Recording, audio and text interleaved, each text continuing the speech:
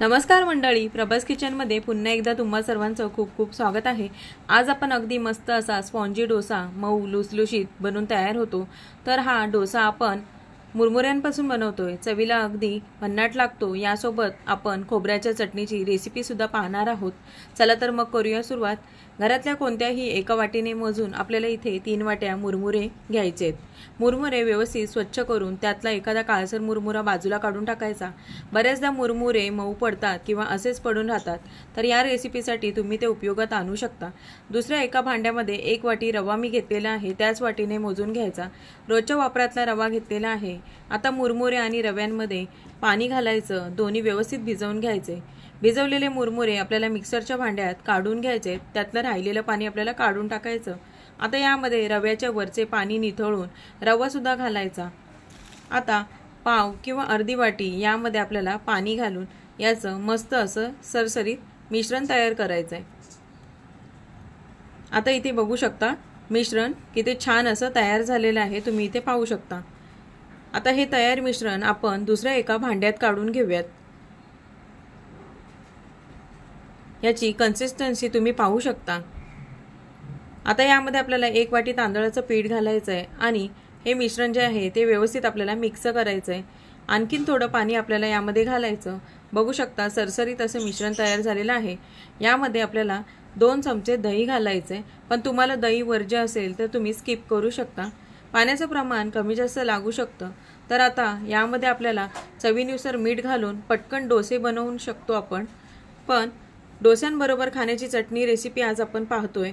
तर मिक्सरच्या भांड्यामध्ये आता आपण घेऊयात ओल्या नारळाचे तुकडे, अर्धी वाटी, पाव वाटी भाजकी चणा डाळ, तिखटानुसार मिरच्या, थोडासा कढीपत्ता, आलं घालायचं आपल्याला यामध्ये चिरून, कोथिंबीर घालायची, सोबत 2 चमचे दही आपण घालूयात।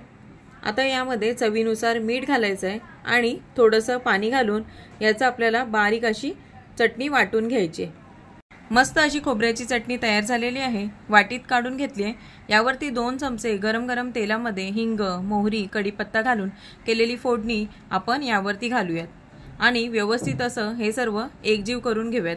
तर ही चटणी इडली, आप्पे याबरोबर तुम्ही सर्व करू शकता। आता आपण दुसरीकडे जे डोस्याचे बॅटर बाजूला ठेवलेले आहेत ते घेऊयात। आता पुन्हा आपण हे व्यवस्थित असं मिक्स करून घेऊयात। तर डोसा फ्लफी होण्यासाठी यामध्ये मी चवीनुसार मीठ आणि पाव टीस्पून बेकिंग सोडा इथे घालणार आहे, किंवा तुम्ही खाण्याचा सोडा सुद्धा घालू शकता। यावरती आपल्याला चमचाभर पाणी घालून पुन्हा एकाच दिशेने मस्त असं फेटून घ्यायचं आहे। तर इथे छान असं हे मिश्रण फेटून झालेलं आहे। लगेचच आपण याचे डोसे बनवूयात। तवा गरम केलेला आहे, त्यावरती थोडंसं तेल आपल्याला ग्रीस करून घ्यायचं।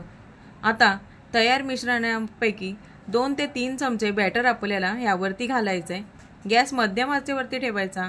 तर बघू शकता किती छान अशी जाळी पडलेली आहे। मी तुम्हाला एकदम व्हिडिओ जवळून करून दाखवते। त्यावरती मी थोडंसं चमचाभर तेल बाजूने पसरवून घातलेलं आहे। आता यावरती आपण झाकण ठेवूयात, झाकण काढून घेऊयात। आता आपण जो हा डोसा आहे तो पलटी करून घेऊयात। अगदी झटपट सुंदर असे हे डोसे बनवून तयार होतात। सर्वच डोसे मी या प्रकारे बनवून घेतलेले आहेत। हे डोसे सांबार, खोबऱ्याची चटणी याबरोबर सर्व करू शकता। तर संध्याकाळच्या नाश्त्यामध्ये नक्की बनवून बघा। तुमचा अनुभव माझ्याबरोबर नक्की शेअर करा। चॅनलवर जर नवीन असाल तर सबस्क्राईब करा, कारण ते फ्री आहे।